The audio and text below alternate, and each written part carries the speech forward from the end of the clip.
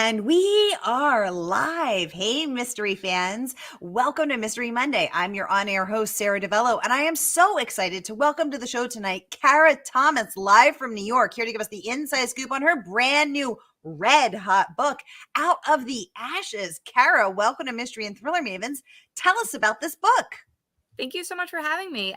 So Out of the Ashes is my debut novel for adults. I have written a bunch of mystery thrillers for teens, most recently That Weekend. But Out of the Ashes is about a 30-something trauma nurse who is working in Queens named Samantha. And she is pulled back to her hometown of Kearney, New York, in upstate New York, where when she was a child, her entire family was murdered and her farmhouse was burned down with her family's dead bodies inside. And she escaped because she was at a sleepover at her best friend's house. And the crime remained unsolved for decades. There were rumors of police corruption, that the police were even behind the murders of her family because of some beef that the police officers had with her uncle, the local drug dealer. But she is pulled back into this case as an adult over 20 years later when a new witness comes forward to the special investigator who has now taken over the case from the local police.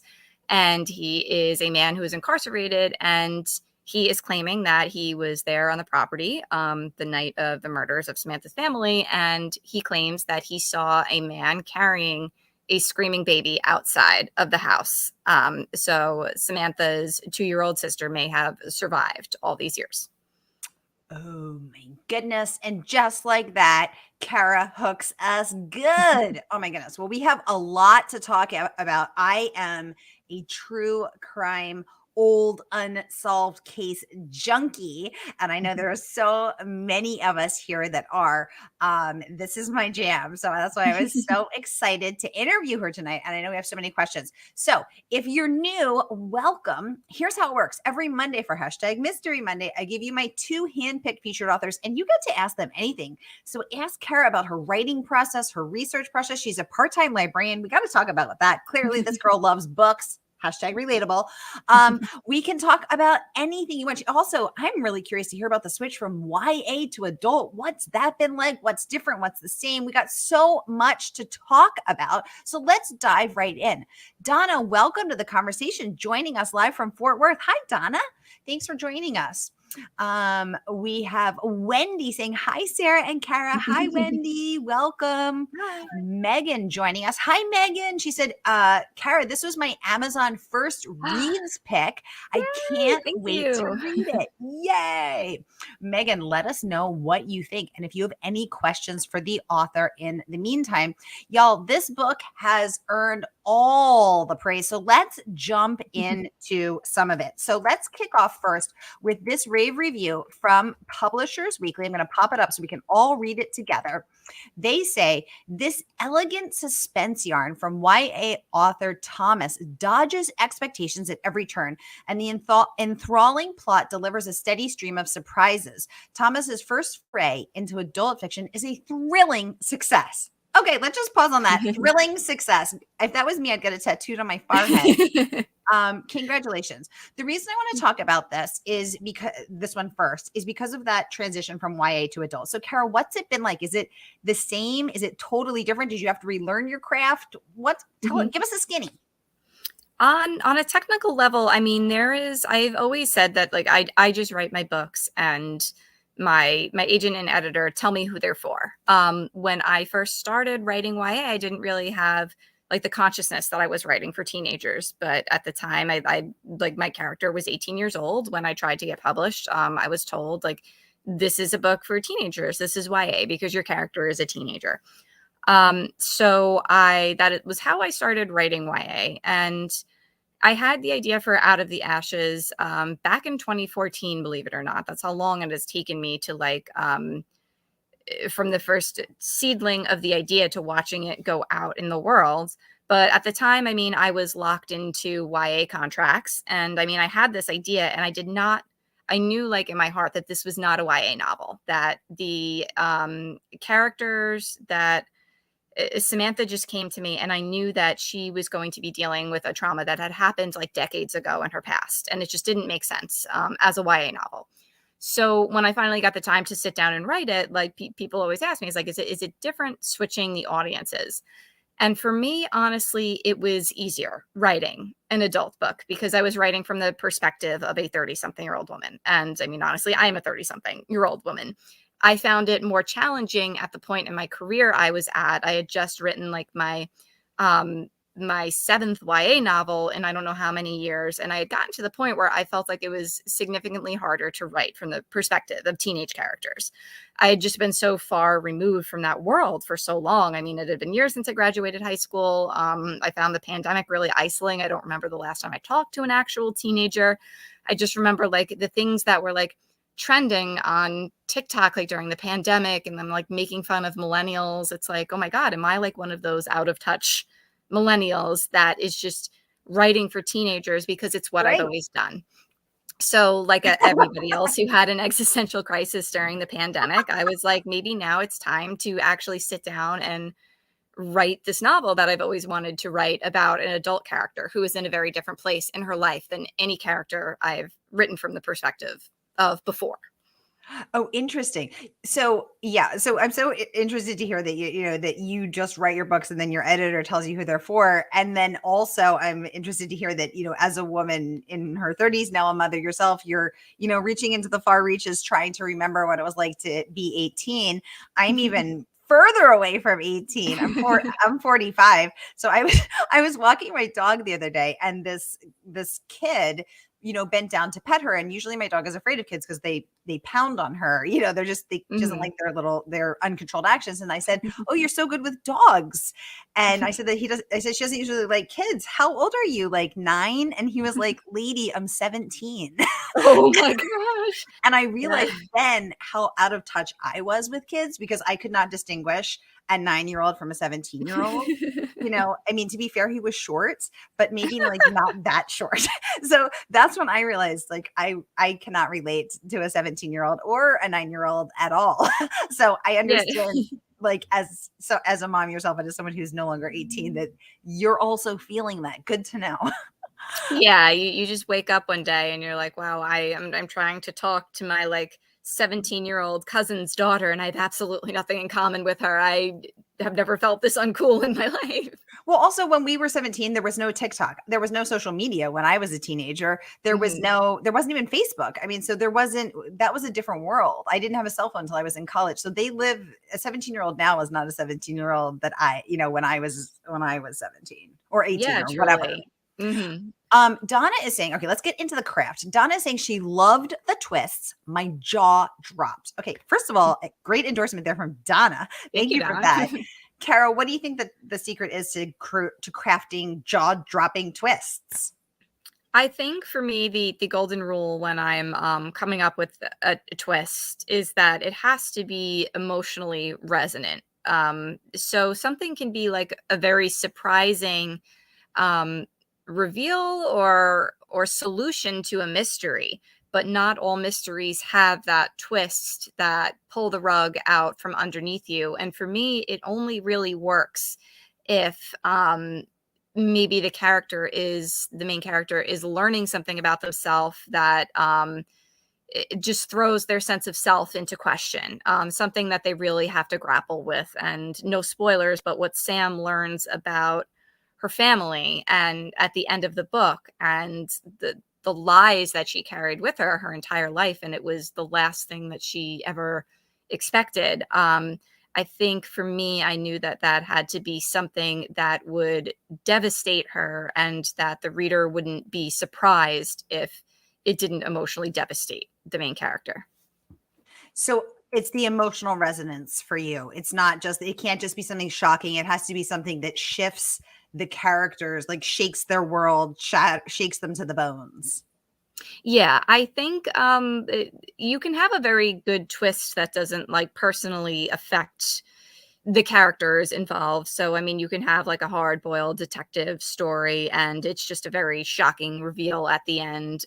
But for me, like personally, when I'm crafting the twists, that's the ones that I am most proud of in my books are the ones that really shake up everything that the character thought they knew about themselves or their family or their friends. Mm, mm. Oh, I love that. That is a really interesting way of thinking of it, and very different, I think, from what most people say. So this is very cool. Megan wants to know: are you a true crime fan, Kara? I wouldn't really describe myself like as a fan. I am very I'm drawn to it because I think I have always been very obsessed with things that scare me or cause me anxiety. And I just remember from a very young age as a kid having this irrational fear that I was going to be the victim of a crime. Like I was like 6 years old and I would tell my dad that I was afraid of somebody breaking into our house at night and me Mm, getting murdered. mm. And my dad's response was, "Well, that's ridiculous. You're more likely to be murdered by someone that you know." So I think that kind of like shaped my whole very bizarre worldview and strange obsession with crime. I just remember like from a very inappropriate age watching Dateline with my parents. Like, sure, this is cool. Like the 6 year olds watching like the gruesome like family annihilators and stuff. So it's I don't really like get an entertainment value out of it. Like, I mean, it makes me feel bad like watching these shows. Like, I feel very sad about like the terrible things that happen to people and their families. It like frustrates me if it's like a missing person case. It's just, it's almost more of a compulsion for me. I just remembered that like when I first fell down the rabbit hole of missing persons cases in particular, and I got very obsessed with like one of my favorite true crime shows, Disappeared, which is about missing people. I just found myself like I would just Google these people that were featured on the show like once a month just to see if there had been any updates in their cases, if they were found, because I think it just like something like that just really like got under my skin that there's these people that like get up in the morning every day and they don't know what happened to their loved one that just walked onto a bus one day and like never got off the bus, never showed up at school, never showed up at work. So I'm hesitant to use the word fan because I don't think it's really like a normal thing to like have such an interest in. It is more of just something that like it has just been so ingrained in my consciousness and something that I just need to know all I can about. Kind of like my other obsession is commercial airline disasters because I'm terrified of flying. So I like to watch the show. Yeah. So I like to watch the show Air Disasters and I like to research commercial airline disasters. And it may seem kind of like disturbing for somebody who's afraid to fly, but it's almost like the more information you have on a topic that unsettles you, the more in control you feel over the scary thing. Yeah, I think that's true. So first of all, Megan, I just want to say I am a huge true crime fan, and like Kara, I have always wondered because the research shows that actually most true crime fanatics are women, which is unusual because most victims are women. And Mhm. so there's been a lot of research and discussion and writing about, well, why are the people who are most likely to be a victim also the people who are the ones consuming this information? And I think it's exactly what Kara said, is this idea that, Mhm. when you are afraid of something and when you're anxious about it, if you learn everything about it, maybe you can, somehow outwit it or anticipate it or have your response ready or know how to crawl out the window of the airplane or the bedroom that that's being broken into. It's like, Mhm. if I can, anticipate every possible disastrous, terrifying outcome, then I'll know how to handle it. But do you think the downside of that is that, do you think does it make you feel more prepared, or does it just ramp up your anxiety?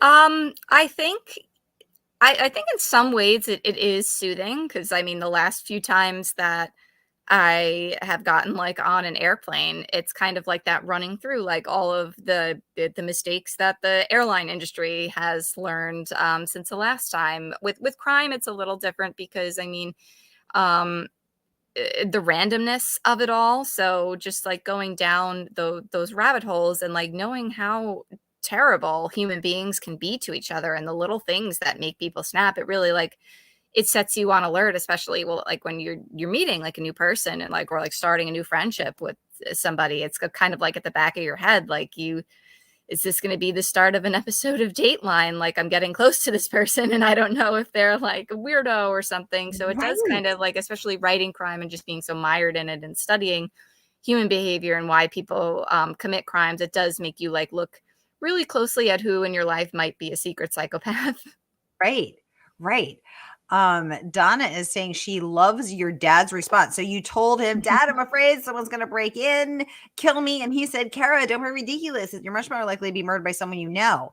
Was that reassuring to you as a 6-year-old, or was that equally terrifying? Was that terrifying about something you hadn't even considered before?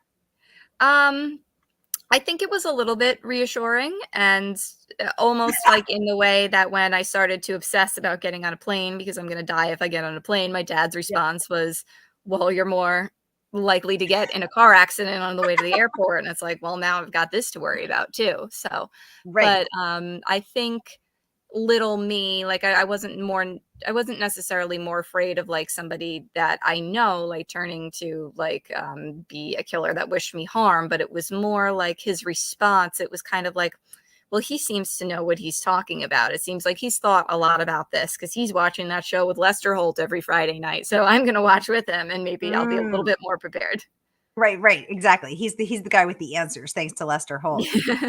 John, welcome to the conversation. Joining us from Northeast Ohio. Great to have you. Thanks for tuning in. Kara, I want to remind everybody, this book is not even out yet. Kara is hopping on to give us the inside release scoop on all things Out of the Ashes. So y'all, wherever you're watching from, Facebook or YouTube, here is the link. Click, pre-order so that you too can immerse yourself in the world of our protagonist, Samantha, aka Sam, and her investigation into her family's murders years later, unearthing the dangerous truths that have been buried for years. So here is that link wherever you're watching from. Click and pre-order, and then hop on over to Mystery and Thriller Mavens, where all the good tea is spilled, where we chat about our favorite reads. So grab, oh yay! Oh my And gosh, this is Felix. this is really wanted attention. All right, this goodbye. is your watch kitty, your fearless, guarding the house watch kitty. Let's get into some more of this praise, Kara, because I want to talk about so many more other aspects of this. So first off, from some Stacy Willingham, author of A Flicker in the Dark. I'm going to pop this up so we can all read it together. Let me just scroll down to it. Okay, she says that this story simply engulfed me. I didn't trust a single seedy character that Samantha Newsom came in contact with while on her quest to unearth, after 22 years, who was responsible for murdering her entire family. Out of the Ashes is gritty, raw, and chock full of tension, as suffocating as the tiny town of Kearney itself. Rave review there from New York Times bestselling author Stacy Willingham. Congratulations. Let's talk about that, because when you are creating a story that makes people keep turning the pages to feel what it, to learn what's going to happen, it's a delicate balancing act between holding stuff back but not seeming manipulative and not tricking the reader, because people really get ticked off about that. Give us the scoop. How do you do it? This is, I wish I had the answer, because this is something that I'm actually struggling with while I'm revising my second book for adults. Interesting. And the problem that I always bump into in my drafts is, how do you maintain that tension, especially when you're dealing with something like in this book, like a cold case where some of the bad guys that you're dealing with might be dead, so they don't even appear in the book. And you have to strike that balance between having a genuine sense of danger for the main character, but not resorting to like the cliche, like somebody following her and like a shadow in the night, like somebody's watching her, like the jump scare type thing, where it's like, oh, somebody's like out trying to kill her, because most of the time with these cases, like the tension does not come from like the killer like putting on a mask and like stalking you with the knife. So like the question is, where does that come from? I think for me, the way that I go and layer it in my stories is that I always want the reader to be uncovering things along with the main character, but it can't be obvious that the main character is like, my pet peeve in books is when it's like so obvious that everybody around the main character like has ulterior motives, and they're not being honest, and they're withholding things just for the purpose of keeping it from the reader. And doesn't that tick you off as a reader? Yes. Yeah. I mean, you can't, you want to have like cliffhangers at the end of each chapter, and you want to maintain that tension, but you can't treat the reader like they're stupid, because you introduce that like shady guy that's obviously not like telling the whole truth about what he knows, and then he just disappears for a while. Like the reader is going to remember that person. So it's, for me, it's really um interrogating like every single scene, and why does this matter? Is this scene just delivering new information? How can you heighten the sense of danger? Like, what does the character have to lose? Like for Sam, it's not necessarily that like somebody is like stalking her and trying to kill her to stop her from gaining the truth about what happened to her family, but she also has a lot of personal things on the line. She has risked her good career as a nurse, in the main character, by helping. She has this terrible secret that it's not a spoiler to say because it happens in the first chapter, but one of her last remaining family members, her father's foster brother, is dying of stage 4 cancer. So she honors his request to help him die by suicide so he does not have to suffer. And by doing that, she steals a large quantity of morphine from the hospital she works at. So she obviously does not want this information to get out. So she is walking a very fine line when she is working with this investigator that wants to solve her family's murders, because she has this terrible secret about something that she has done that is, while it was coming from a good place and she didn't want her uncle to suffer, it was illegal. And I tried to follow that thread through Out of the Ashes, and I thought, okay, like this is how far this Samantha would go. She's the type of person that would risk her career to help somebody she loves, so he does not have to suffer and he can find peace. So it was really about, for me, finding those moments in the story where she is maybe putting too much on the line and risking too much for the sake of getting the answers that she needs. And is that drawn from you, Kara? Are you that type of person? I think so. I definitely am not the type of person to let things go. I always like to tell this story that the entire reason that I am a writer is my father, and it's not because he encouraged me to be a writer. It's because when I told him that I wanted to publish a book someday, he told me that I had a better chance of being struck by lightning than by becoming a published author. So I am definitely the type of person that if you tell me I cannot do something, I'm going to look for ways to prove you wrong. I am not perhaps as self-destructive as Sam can be, and my personality, my stubbornness is not necessarily rooted in the type of trauma that she has, but there definitely is a lot of her in me when I tried to just picture myself in that sort of situation, that I, like her, I would not just be able to let certain things go. That if there was a rule I could break or a law I could break, that meant I would figure out what had happened um, all those years ago, then at least I saw myself doing it in that situation. It's interesting because I've always had this weird ability when I'm reading to just to be like, "Ooh, that's from real life. Ooh, that's that," and I can always pick up if there's one scene in the book that happens at so the writer will be like, "There it is." It's like I have this like beep beep beep beep beep beep beep beep. Like I can tell, and I was like, something about this particular characteristics of Sam feels very feels like is maybe from Kara.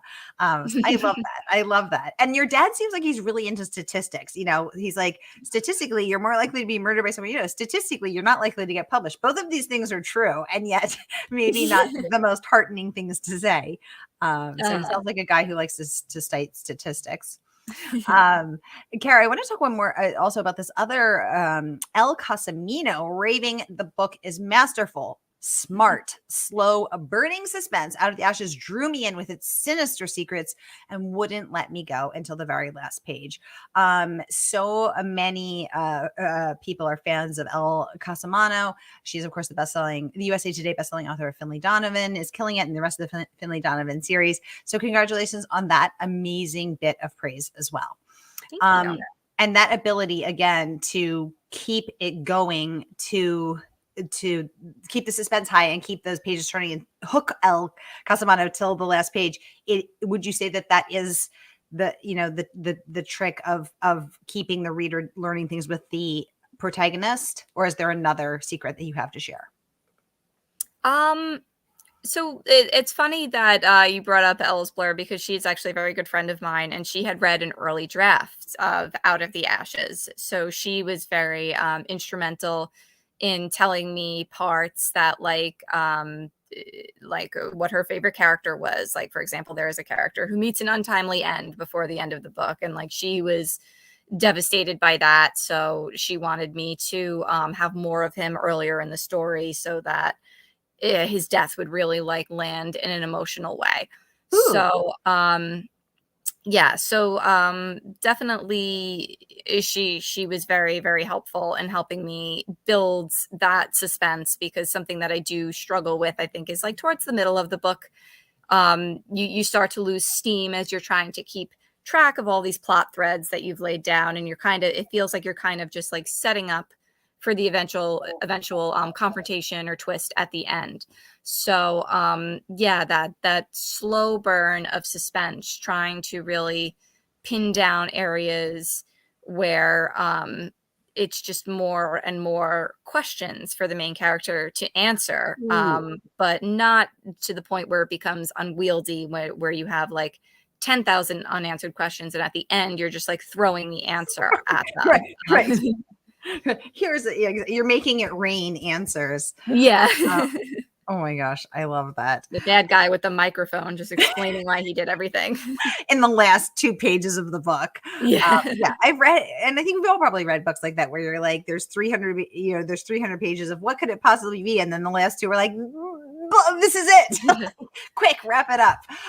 Which is actually one of my pet peeves. I need it not too rushed at the end. Okay, y'all, this book is not even out yet. Kara is jumping on to give us the inside scoop. So once again, here is that link to pre-order tonight, and the good folks at Murder by the Book will ship it out as soon as the book drops. So here is that link, and no matter where you're watching from, Facebook or YouTube, you can click and pre-order. I'm going to pop it up so we can all peek at it together. Here we go. And then you can continue the conversation about these jaw-dropping twists, now knowing the secret of how Kara crafts her story, her book, and you can see what you think as well. Kara, let's talk about the process. So, are you a plotter? Are you a pantser? What's your process? I used to play very fast and loose with the concept of plotting. I Ooh. used to like hear the word outline and recoil, like, why would anybody do that? I used to really feel like that was just an unnecessary step that people did. I guess just to feel like a little bit like more in control of their books. And I was like, well, why would I want to be in control of the book? I want the story to take me where it's going to take me. And I mean, the simple answer to that is that the story will sometimes be a disaster if you don't outline. And that's not to say like you must outline. That's the only right way.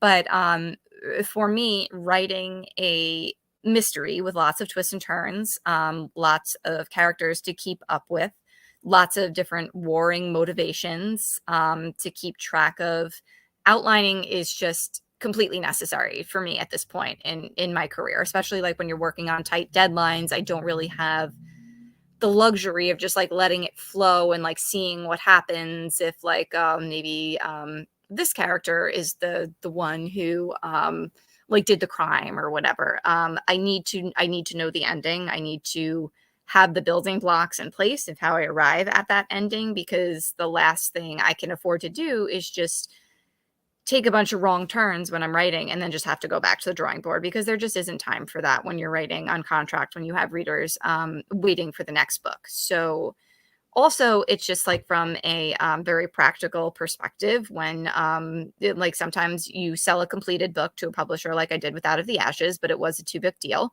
So the second book was like just like a little kernel of an idea in my brain. And I didn't want to like just drop a draft on my editor's desk when she didn't really know what the book was about. So I wrote her an outline just so she could see what I had in mind for the second book. That being said, like, I do think an outline is not a be all end all. This is what your book is. For me, it is more of like starting a conversation with myself about what I want the book to be. my book that I'm working on now, my next book for adults, I have deviated so much from that original outline. I've changed a lot. And sometimes that's just part of the process, that an outline can get you started. And also sometimes when you are outlining, it raises more questions and answers in the Mm, story. And you mm, have to answer those questions by doing the actual writing and character exploration on the page for why is this happening? How can I justify that this is happening and that this is the person who did this thing? mm, mm. I love that. Sophie Ann, welcome to the conversation live from YouTube. She says, hello, everyone. Hello, Sophie Ann.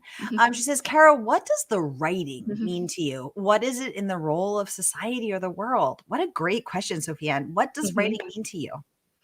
So to me personally, I mean, writing was just something that I always did as a form of escape. I was an only child. I spent a lot of time at like grown-up functions with where I was the only kid and I had to entertain myself. And first it was by reading books, and then it was through discovering that I liked to make up stories as much as I like to read them.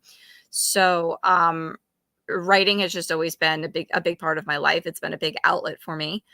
Writing helped me realize that I was on the wrong career path in college, and that I was prioritizing the wrong things in my life. Like, I went to college thinking very practically, okay, everybody says that I have some skill as a writer. I'm going to apply that to a career where you need good writing skills. I'm going to become an attorney and make six figures and like have a really nice house and stuff. And I realized in those like early days of college that I was miserable. I was not enjoying myself. I didn't really want to be a lawyer. I had more fun when I was writing fiction. So I spent that second semester of college. I transferred to a state school where I could study becoming an English teacher. And the way that I kept myself sane when I was away at this school that I didn't want to be at, in a program I didn't want to be in, I wrote my first book. And it was the thing that got me out of bed every morning when I was in a really unhappy situation and time in my life. So for me, it's obviously just played such a huge transformative role in my life, and being able to write full time for the past 10 to 11 years. I mean, I've been able to do a lot of really cool things that I wouldn't have been able to do, see a lot of cool places, whether it's like on tour, like parts of the country. Not to like obsess over airplanes, but my career as a writer, when they told me like, you have to go on a book tour and you have to fly there, like I was like having a heart attack about it, but I did it because I wanted to be able to have that opportunity. So, and I think like writing, it opens writing and reading opens a lot of doors for people in similar ways. I mean, we have seen, especially like during the pandemic when everybody was at home and people that like weren't really big readers before, like discovered the books that everybody was talking about on TikTok. And I think it really, like, I mean, it's a cliche to say it, but it makes you feel like you're part of a community to be able to like talk about like the latest like best-selling book with somebody, or that like crazy twist in a book, and you just have to talk to somebody about it.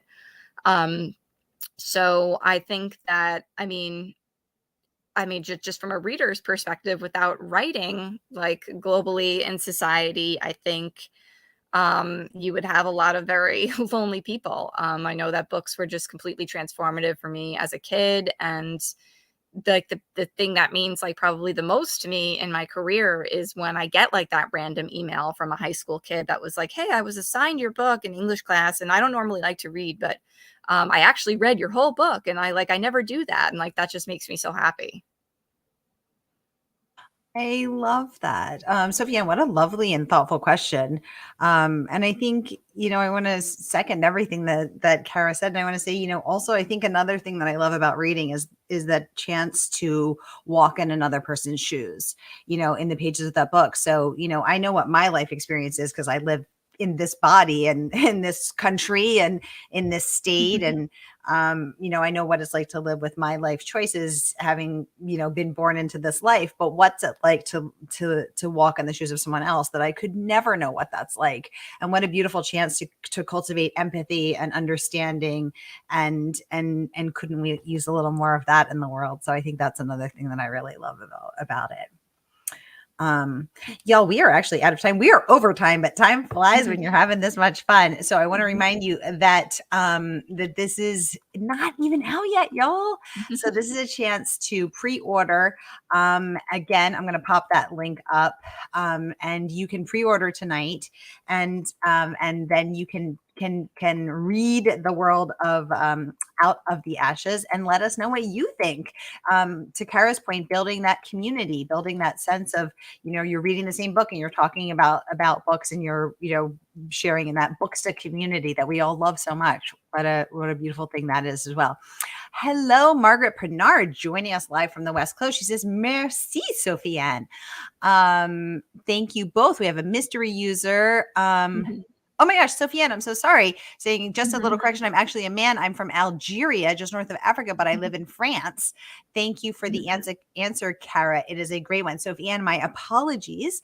Thank you so much for letting me know. And thank you for the lovely, lovely, thoughtful question. Here again is that pre-order link so that you can grab it and have a peek. All right, y'all. I will be back at the top of the hour with Adam Sternberg and the Eden test. Stay tuned.